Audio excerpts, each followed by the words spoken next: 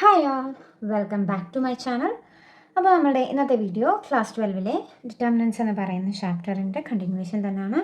നമ്മൾ properties of ഡിറ്റർമിനൻസും അതിൻ്റെ പ്രോബ്ലംസും ഒക്കെയാണ് ഇപ്പോൾ ചെയ്തുകൊണ്ടിരിക്കുന്നത്. അതിലടുത്ത പ്രോബ്ലമാണ് നമ്മൾ ഇന്ന് നോക്കാനായിട്ട് പോകുന്നത്.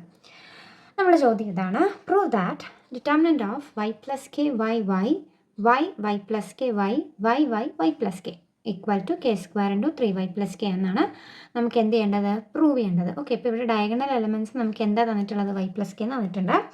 അപ്പോൾ ഇതെങ്ങനെയാണ് ചെയ്യേണ്ടതെന്ന് നമുക്ക് നോക്കാം. അപ്പോൾ ആദ്യം നമുക്ക് എന്ത് ചെയ്യാം? ക്വസ്റ്റ്യൻ എന്ന് എടുത്ത് എഴുതാം. അപ്പോൾ y plus K Y Y Y Y plus K Y Y Y Y plus K. അപ്പോൾ ഞാൻ ക്വസ്റ്റ്യൻ ഇവിടെ എടുത്തെഴുതിയിട്ടുണ്ട്. അപ്പോൾ നമ്മളുടെ ആദ്യത്തെ സ്റ്റെപ്പ് എന്ന് പറയുന്നത്, അപ്പോൾ ഇതിൽ നിന്ന് നമ്മൾ അടുത്ത സ്റ്റെപ്പിലോട്ട് മൂവ് ചെയ്യുമ്പോൾ നമ്മൾ ആദ്യം നോക്കേണ്ടത് ഇതിനകത്ത് നിന്ന് നമുക്ക് എന്തെങ്കിലും പുറത്തോട്ട് എടുത്തിടാനായിട്ടുള്ളതുണ്ടോ. അപ്പോൾ റോ വൈസ് നോക്കാം, കോളം വൈസ് നമുക്ക് നോക്കാം. അപ്പോൾ കോമൺ ആയിട്ട് ഒന്നും നമുക്ക് പുറത്തേക്ക് ഡിറ്റർമിനൻ്റ് പുറത്തേക്ക് എടുക്കാനായിട്ട് ഇവിടെ ഒന്നും തന്നെ നമുക്കില്ല. അപ്പോൾ നമ്മൾ അടുത്ത സ്റ്റെപ്പിലോട്ട് മൂവ് ചെയ്യുക. നമ്മളിവിടെ ചെയ്യാൻ പോകുന്നത് റോ 1-ന് നമ്മളൊരു ചേഞ്ച് കൊണ്ടുവരുവാണ്. അതായത് R1 changes to R1 plus R2 plus R3 മൂന്നും കൂടെ ആഡ് ചെയ്തിട്ട് R1ൻ്റെ സ്ഥാനത്തേക്ക് എഴുതാൻ പോവാം. ഓക്കെ, അപ്പോൾ മൂന്നും കൂടെ ആഡ് ചെയ്യുമ്പോൾ എന്ത് വരും? y plus K plus Y plus Y. അപ്പോൾ 3y വരും. അപ്പോൾ 3y പ്ലസ് കെ എന്ന് വരും അല്ലേ.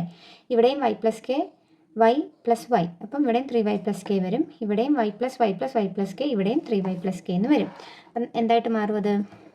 3y plus K 3y plus K 3y plus K. ഇപ്പോൾ റോ 1 നമ്മൾ പ്ലസ് ചെയ്ത് എഴുതിയിട്ടുണ്ട്. റോ 2-നും റോ 3-ക്കും മാറ്റമൊന്നുമില്ല. അപ്പോൾ അതങ്ങനെ തന്നെ എഴുതുക. Y plus K Y Y Y Y plus K. Clear അല്ലേ? ഓക്കെ, അപ്പോൾ ഇനി നോക്കിക്കേ, ഇവിടെ നമുക്ക് കോമൺ ആയിട്ട് 3y പ്ലസ് കെനെ പുറത്തേക്ക് എടുക്കാം അല്ലേ. അപ്പോൾ 3y പ്ലസ് കെ നമ്മൾ പുറത്തേക്ക് എടുക്കുമ്പോൾ ഡിറ്റർമിനൻറ്റിൻ്റെ അകത്ത് ഈ 3 സ്ഥാനത്ത് എന്ത് വരും? 1 എന്ന് വരും. അപ്പോൾ 1 1 1. ബാക്കി 2 റോയ്ക്ക് മാറ്റമൊന്നുമില്ല, അങ്ങനെ തന്നെ എഴുതുക. Y plus K Y Y Y Y plus K. ഇപ്പോൾ നമുക്ക് ഫെമിലിയർ ആയിട്ടുള്ളൊരു ഫോമിലോട്ട് വന്നല്ലേ. അപ്പോൾ നമ്മൾ പ്രീവിയസ് വീഡിയോസിൽ ചെയ്തിട്ടുള്ള പ്രോബ്ലത്തിൽ ഏതെങ്കിലും ഒരു റോയോ കോളമോ ഇങ്ങനെ കംപ്ലീറ്റ് ആയിട്ട് 1 വന്നിട്ടുണ്ടെങ്കിൽ നമ്മൾ എന്തായിരുന്നു അടുത്ത സ്റ്റെപ്പ് ചെയ്തുകൊണ്ടിരുന്നത്? അതിൽ ഏതെങ്കിലും രണ്ടെണ്ണം നമ്മൾ 0 ആക്കി മാറ്റും. ഓക്കെ, ഇപ്പോൾ ഇവിടെ നമ്മൾ ഇതിനെ രണ്ടിനെയും 0 ആക്കി മാറ്റാൻ പോകും. അപ്പം C2-ഉം C3-യും ആണ് നമ്മൾ ചേഞ്ച് ചെയ്യാൻ പോകുന്നത്. അപ്പം നമ്മൾ എങ്ങനെ ചെയ്യണം? C2 changes to. അപ്പോൾ ഞാനിതൊന്ന് അടുത്ത പേജിലേക്ക് എഴുതിയിട്ട് കാണിച്ചു തരാം. ഓക്കെ, അപ്പോൾ നമ്മളിവിടെ ചേഞ്ച് ചെയ്യാൻ പോകുന്നത് ഇതിനെ രണ്ടിനെ നമുക്ക് 0 ആക്കണം. അപ്പോൾ നമ്മളിവിടെ C2-നും C3-ക്കുമാണ് മാറ്റം വരുത്തുന്നത്. C2 നമ്മൾ ചേഞ്ച് ചെയ്യുന്നത് C2 changes to C2 minus C1. അതിൻ്റെ ഒപ്പം തന്നെ C3 changes to C3 minus C1. Clear? അപ്പോൾ ഇതിൽ C1-ന് മാറ്റമൊന്നുമില്ല. അപ്പോൾ നമുക്ക് അങ്ങനെ തന്നെ എഴുതാമല്ലോ. അപ്പോൾ 3y plus K into determinant of 1y. അതങ്ങനെ തന്നെ ഞാൻ എഴുതി, മാറ്റമൊന്നുമില്ല. ഇനി നമുക്ക് C2 ചേഞ്ച് ചെയ്യാം. എങ്ങനെയാണ്? C2 minus C1. അപ്പോൾ 1 minus 1 0. y plus K minus Y. അപ്പോൾ വൈയും വൈയും പോകും, balance K. y minus Y 0. അപ്പം C2-നെ നമ്മൾ ചേഞ്ച് ചെയ്തു. ഇനി C3 എങ്ങനെ ചേഞ്ച് ചെയ്യുന്നത്? C3 minus C1. അപ്പോൾ 1 മൈനസ് 1 0. y minus Y 0.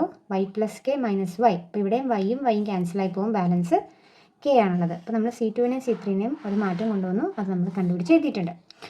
അപ്പോൾ ഇവിടെ നോക്കിക്കേ, ഫസ്റ്റ് റോയിൽ എന്താ ഈ 2 എലമെൻറ്റുകൾ 0 ആയിപ്പോയി. അപ്പോൾ എക്സ്പാൻഡിങ് എലോങ് ഫസ്റ്റ് റോ നമുക്ക് എന്ത് കണ്ടുപിടിക്കാൻ പറ്റും? ഡിറ്റർമിനൻറ്റ് കണ്ടുപിടിക്കാനായിട്ട് പറ്റും. അപ്പോൾ എക്സ്പാൻഡിങ് എലോങ് ഫസ്റ്റ് റോ അപ്പോൾ ആദ്യത്തെ എലമെൻറ്റ് വെച്ച് മാത്രം നമുക്ക് ചെയ്താൽ മതിയാവുമല്ലോ. അപ്പോൾ which is equal to 3y plus K into അല്ലേ. അപ്പോൾ എന്താ വരുന്നത്? 1 ഇൻറ്റു 1 ഉള്ള ആ റോയും കോളവും ക്യാൻസൽ ചെയ്തിട്ടുള്ള ബാക്കി 4 എലമെൻറ്റുകൾ നമ്മൾ ഡിറ്റർമിനൻറ്റിൽ എഴുതും. അപ്പോൾ അതെന്താണ്? K 0 0 K.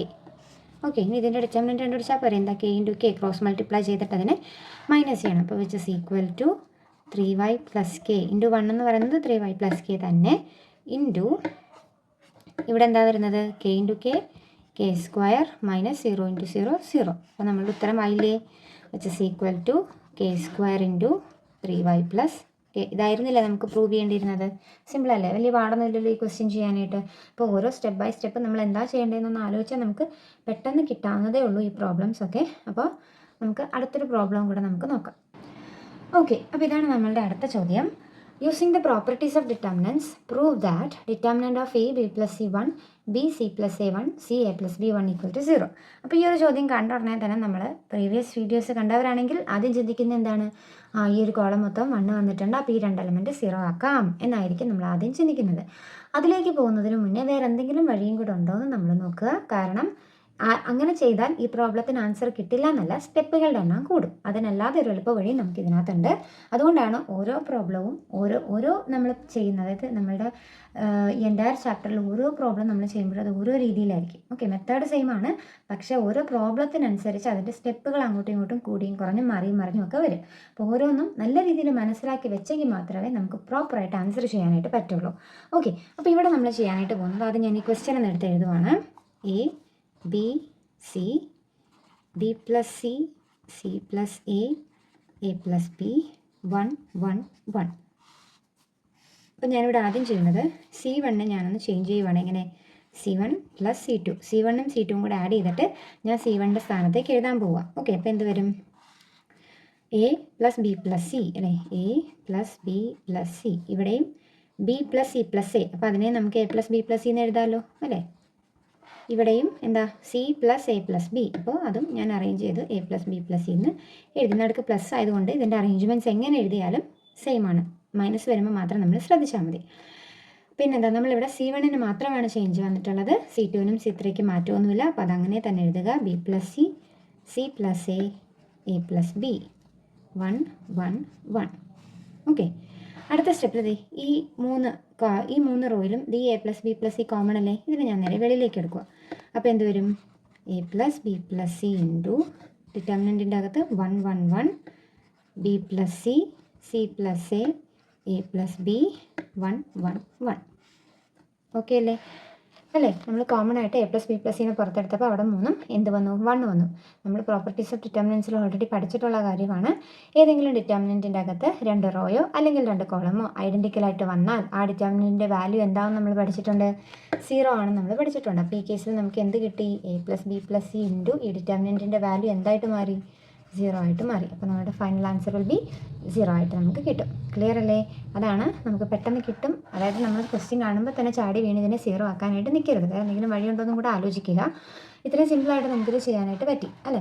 അപ്പോൾ അതുകൊണ്ടാണ് നമ്മൾ ഓരോന്നും ചെയ്യുമ്പോൾ നല്ല രീതിയിൽ ആലോചിച്ച് നല്ല രീതിയിൽ മനസ്സിലാക്കിയിട്ട് വേണം ഓരോ പ്രോബ്ലവും നിങ്ങൾ പഠിക്കാനായിട്ട്. എഴുതി പഠിക്കുക തന്നെ വേണം, ചുമ്മാ വായിച്ച് പഠിച്ചിട്ട് പ്രയോജനം ഉണ്ടാവില്ല. നല്ല രീതിയിൽ ഒരു 3 times ഒക്കെ ഒരു പ്രോബ്ലം എഴുതി പഠിച്ചാൽ നമുക്ക് മെമ്മറിയിൽ അത് സൂക്ഷിക്കാനായിട്ട് പറ്റും. അപ്പോൾ ഇന്ന് ചെയ്ത 2 പ്രോബ്ലംസ് നിങ്ങൾക്ക് മനസ്സിലായെന്ന് വിശ്വസിക്കുന്നു. അപ്പോൾ നിങ്ങൾക്ക് ഈ വീഡിയോ ഇഷ്ടപ്പെട്ടെങ്കിൽ നിങ്ങളുടെ ഫ്രണ്ട്സിനൊക്കെ ഷെയർ ചെയ്യുക, എൻ്റെ വീഡിയോ ഒന്ന് ലൈക്ക് ചെയ്യുക, അതോടൊപ്പം തന്നെ ചാനലൊന്ന് സബ്സ്ക്രൈബ് ചെയ്യുക, സപ്പോർട്ട് ചെയ്യുക. Thank you.